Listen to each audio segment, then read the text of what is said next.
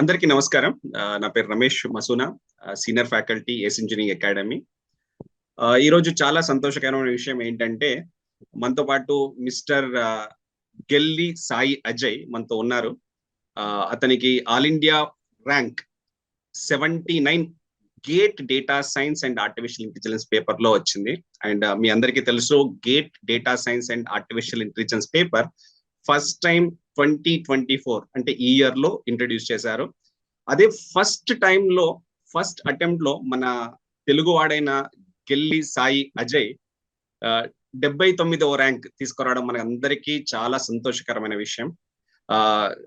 సాయి అజయ్, చాలా శుభాకాంక్షలు మీకు. And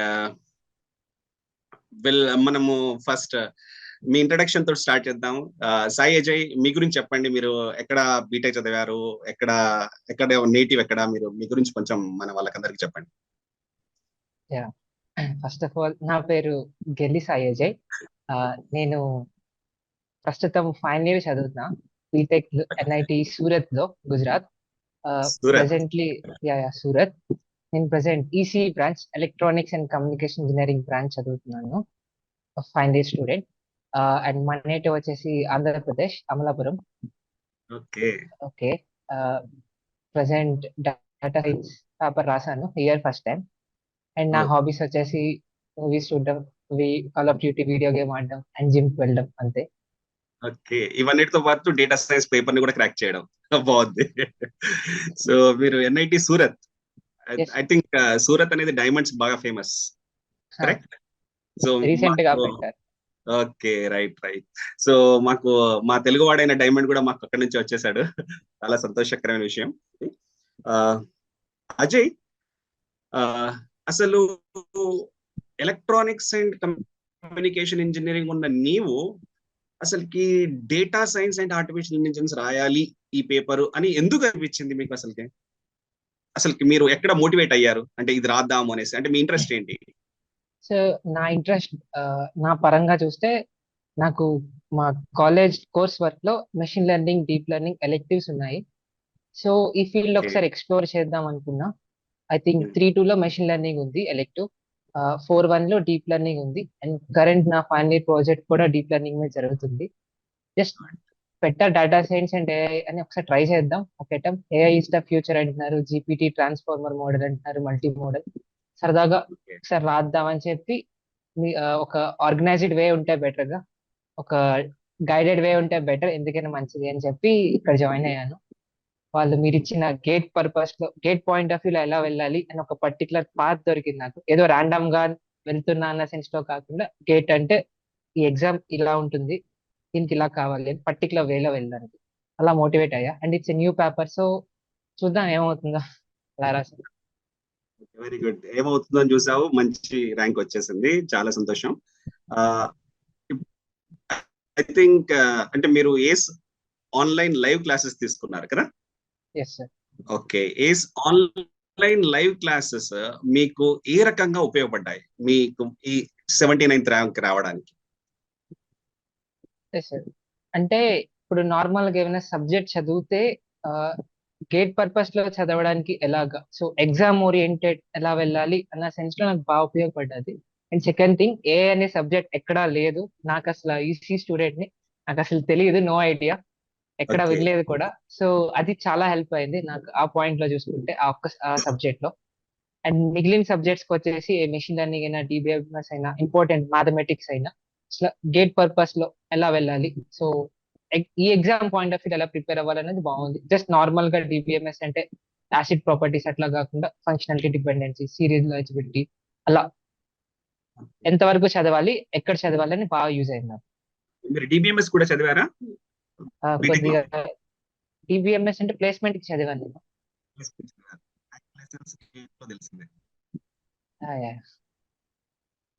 okay, nice, happy.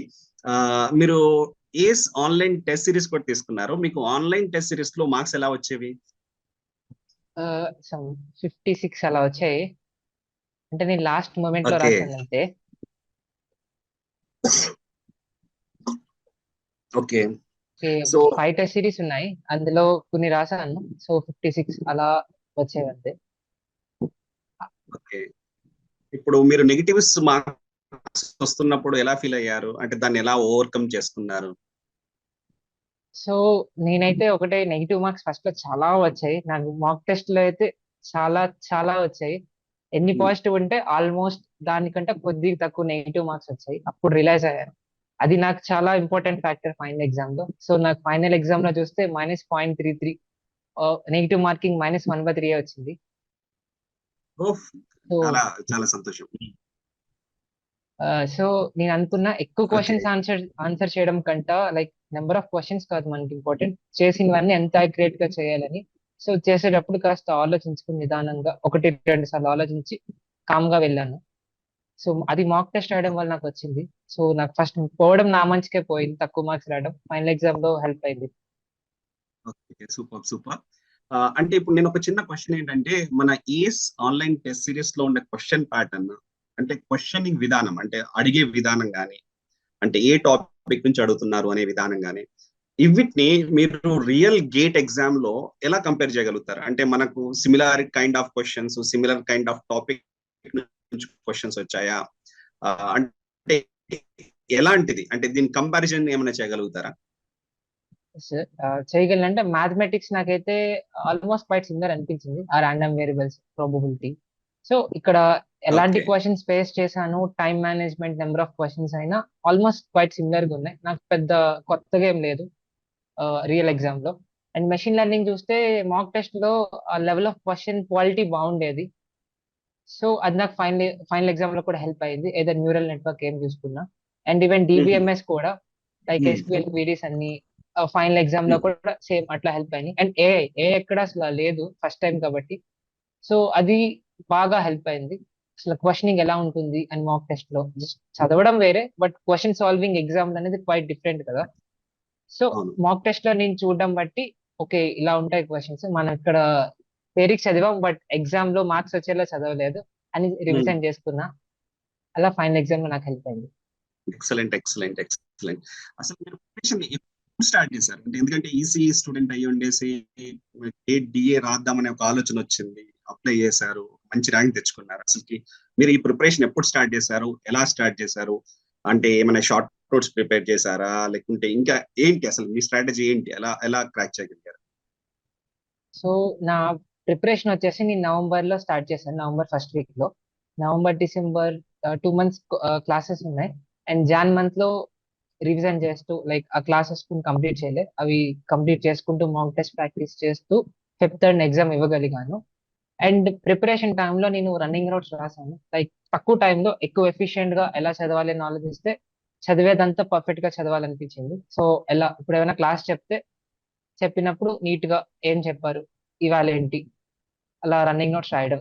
తర్వాత ఎప్పుడైనా కుదిరినప్పుడు జస్ట్ రివిజన్ చేయడం.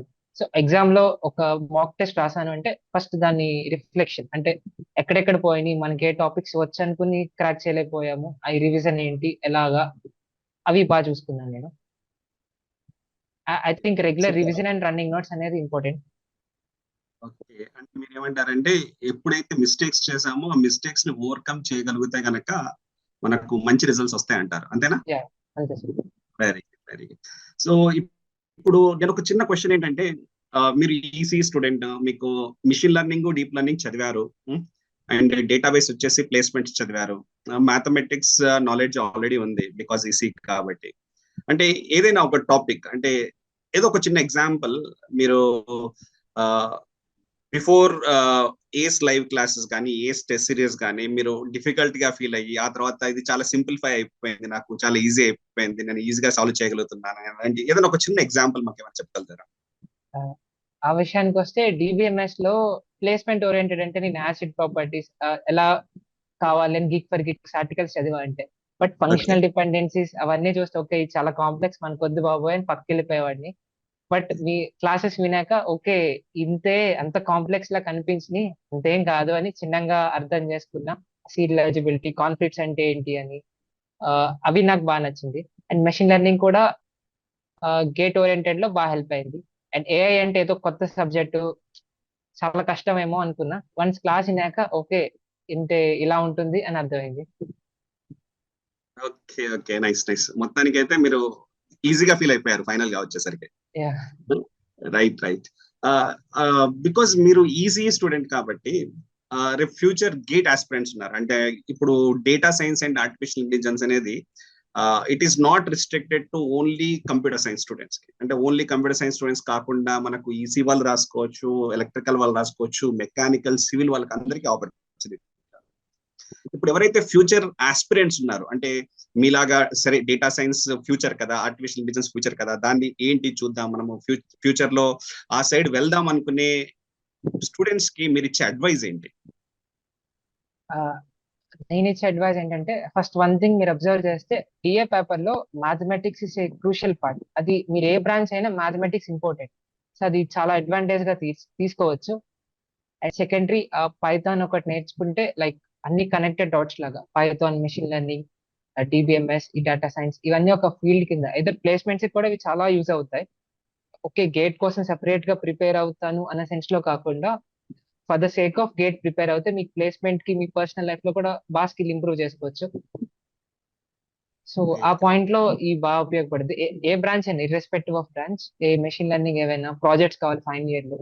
సో ఎంఎల్ నేర్చుకుంటే బేసిక్స్, ఎస్విఎం ఇవన్నీ స్ట్రాంగ్ గా ఉంటే ఫండమెంటల్స్. నాకు ఇంటర్వ్యూ కూడా మొన్న అడిగారు ఎస్విఎం అంటే ఏంటి, హైపర్ పారామీటర్స్ ట్యూన్ ఏం చేస్తారని అలా. So irrespective of branch GATE preparation అవుతే ఐ వుడ్ సే ఏ ఎంఎల్ అయినా, డిఎస్సి అయినా, పైథాన్ అయినా బాగా యూజ్ అవుతుంది. సో అంటే మీరు ఏం సజెస్ట్ చేస్తారంటే గేట్ ప్రిపేర్ అవుతే అది ఏ రకంగా అయినా ఏదో ఏదో ఒక రోజు ఉపయోగపడుతుంది అయ్యా, స్టూడెంట్ కి. ఏదో రూపంలో ఉపయోగపడుతుంది మనకి. Exactly super. సో ఇప్పుడు మీరు గేట్ డిఏకి స్కోర్ వచ్చేసింది, మీకు మంచి ర్యాంక్ వచ్చేసింది. ఇప్పుడు ఈ గేట్ డిఏ స్కోర్ ని, ర్యాంక్ ని ఎలా యూస్ చేసుకుందాం అనుకుంటున్నారు? అంటే మీ ఫ్యూచర్ ప్లాన్స్ ఏంటి? ప్రెసెంట్ ఎంటెక్ అనుకుంటున్నాను, ఏమైనా డేటా సైన్స్ ఆర్ ఏఐ, లేదంటే ఓకే. ఐఐసి బెంగళూరు ఏమైనా ట్రై చేద్దామని. ఓకే, అంటే రీసెర్చ్ సైడ్ ఇంట్రెస్ట్ ఉంది మీకు బాగా. చూద్దాం, ట్రై చేద్దాం అనుకుంటున్నా. Either MTech or MS research. And మీరు, నా సజెషన్ ఏంటంటే electronics and communication engineers, right? And మీరు ఇప్పుడు next data science and artificial intelligence paper రాశారు, రేపు ఎంటెక్ లో ఇంటర్ డిసిప్లినరీ కోర్సెస్ చాలా ఆఫర్ చేస్తున్నారు ఐఐటీస్ లో. అంటే మీరు అలా మీ కోర్ ని వదిలేయకుండా ఈసీఈ బ్యాక్గ్రౌండ్ లో ఉన్న సబ్జెక్ట్స్ కి ఈ data science and artificial intelligence mix చేసి ఒక ఫ్యూచర్ ఇన్నోవేషన్స్ కింద మీరు వర్క్ చేయొచ్చు. ఎందుకంటే మోస్ట్ ఆఫ్ ది ఐఐటీస్ వాళ్ళు ఇంటర్ డిసిప్లినరీ కోర్సెస్ ఆఫర్ చేస్తున్నారు. సో ఆ వీటిలలో మీకు మంచి ఫ్యూచర్ ఉంటుంది. సో డెఫినెట్లీ మంచి ఫ్యూచర్ ఉంటుంది. All the best. అండ్ ఇంకొకటి ఏంటంటే మీరు 4th ఇయర్ లో రాసేసారు గేట్ ఎగ్జామ్. మీరు ఏమనుకుంటున్నారు అంటే ప్రిపరేషన్ ఎప్పుడు చేస్తే బాగుంటుంది? అంటే సెకండ్ ఇయర్ నుంచి చేస్తే బాగుంటుందా, థర్డ్ ఇయర్ నుంచి చేస్తే బాగుంటుందా, లేకుంటే పర్లేదు 4th ఇయర్ లోనే మనకు ప్లేస్మెంట్స్ ఇంకా ప్రాజెక్ట్ వర్క్స్ అవన్నీ ఉన్నాయి but still we can manage అని అనుకుంటున్నారా? అంటే మీరు మీ జూనియర్స్ కి ఇచ్చే మెసేజ్ ఏంటి? ఎప్పటి నుంచి స్టార్ట్ చేయమంటారు వాళ్ళ ప్రిపరేషన్? యా, అంటే ఎప్పుడు స్టార్ట్ చేస్తే ప్రతిదానికి ఒక అడ్వాంటేజ్ ఉంది. ఒకవేళ వర్స్ట్ కేస్ ఫైనల్ ఇయర్ లో స్టార్ట్ చేసినా ఏం ఇబ్బంది లేదు, రోజు మేనేజబుల్ టైం పెట్టుకుంటే ఇంతసేపు అని still they can crack. Final year లో స్టార్ట్ చేసినా ఓకే. థర్డ్ ఇయర్ లో లేదు, నాకు గేట్ డిఏ రాయడం వల్ల ఓన్లీ గేటే కాకుండా నా పర్సనల్ స్కిల్, నా రెజ్యూమ్ డెవలప్ అవుద్ది అనుకుంటే థర్డ్ ఇయర్ లో అయినా స్టార్ట్ చేయొచ్చు. And it's okay, final year లో అయినా చేయొచ్చు, థర్డ్ ఇయర్ లో అయినా చేయొచ్చు, దేనికి అది ఓన్ అడ్వాంటేజ్ ఉంది. ఓకే, జస్ట్ ఒక లాస్ట్ క్వశ్చన్. మీరు ఏస్ అకాడమీలో లైవ్ క్లాసెస్ తీసుకున్నారు, టెస్ట్ సిరీస్ రాశారు, మీకు ఒక మంచి మూమెంట్ అంటే డ్యూరింగ్ లైవ్ క్లాసెస్ కి కావచ్చు, లేదంటే టెస్ట్ రాసినప్పుడు కావచ్చు, మీకు ఒక మంచి మెమరబుల్ మూమెంట్ ఏదైనా ఉందా? చిన్నది షేర్ చేసుకోవచ్చు. చిన్నదంటే స్టార్టింగ్ జాయిన్ అయ్యేటప్పుడు పైథాన్ క్లాసులతో స్టార్ట్ చేశారు. అంటే పైథాన్ ఇస్ బేసిక్ కదా. అప్పుడు అంటే ఎంఎల్ రావాలన్నా, ఏం రావాలన్నా పైథాన్ బేసిక్ అని కోచింగ్ స్టార్టింగ్ పైథాన్ క్లాసెస్ తో ఇనిషియేట్ చేశారు. అప్పుడు సార్ జస్ట్ 8 to 10 అనుకుంటా, 8 to 10 క్లాసెస్ నైట్, అది డిన్నర్ చేసి వచ్చేవాడిని చక్కగా. సో క్వైట్ బోరింగ్ గా కాకుండా ఆయన పర్సనల్ స్టోరీ షేర్ చేసేవాడు ఆ సార్. లైక్ ఆయన వాళ్ళ ఫ్రెండ్స్, వాళ్ళ స్టూడెంట్స్ ఉండేవారంట, ఎలా ఉండేవారు, వాళ్ళ క్లాస్మేట్ స్టోరీ షేర్ చేశారు, వాళ్ళ ప్లేస్మెంట్ ఎలా అయింది అప్పట్లో, లాంగ్ బ్యాక్, ఒక 10 years బ్యాక్ అనుకుంటా, ఆయన గేట్ ఎక్స్పీరియన్స్. సో అవన్నీ వినడానికి ఇప్పుడు చాలా బాగుంది. ఆయన అప్పుడే చెప్పాడు లైక్ లైఫ్ అనేది కంటిన్యూస్ గా ఉంటుంది, ఎప్పుడు నేర్చుకుంటూ ఉండాలి అని వాళ్ళ ఫ్రెండ్స్ యొక్క ఎక్స్పీరియన్స్ చెప్పారు. ప్రజెంట్ ఏ పొజిషన్ లో ఉన్నారు, కంటిన్యూస్ గా నేర్చుకోవాలి అని. అలా కాస్త బోరింగ్ గా కాకుండా సరదాగా ఉంది ఆయనతో ఇంటరాక్ట్ అయ్యేవాళ్ళు. Not only subject. Not only subject, you have both enjoyment also. అంటే మీకు యా సరదాగా సబ్జెక్ట్ నేర్చుకున్నారు, అలా అని మీకు సరదాగా అన్ని అయిపోయాయి. Okay, very good, very good. Thank you Ajay. ఇది చాలా మంచి ఇంటరాక్షన్ మీతో మాకు. Ace engineering academy and Ace online తరపున మీకు శుభాకాంక్షలు తెలుపుకుంటున్నాము. సో డెఫినెట్లీ మీకు ఫ్యూచర్ లో మంచి భవిష్యత్తు ఉంది. ఎందుకంటే ఈసీ బీటెక్ చేశారు, ఇప్పుడు MTech data science artificial science వెళ్తున్నారు. ఇంటర్ డిసిప్లినరీ లో మీరు మిక్స్ చేసి ఫ్యూచర్ ఇన్నోవేషన్స్ అన్ని చేయాలని మేము మనస్ఫూర్తిగా కోరుకుంటున్నాము. Thank you Sai Ajay. Thank you all. Thank you sir.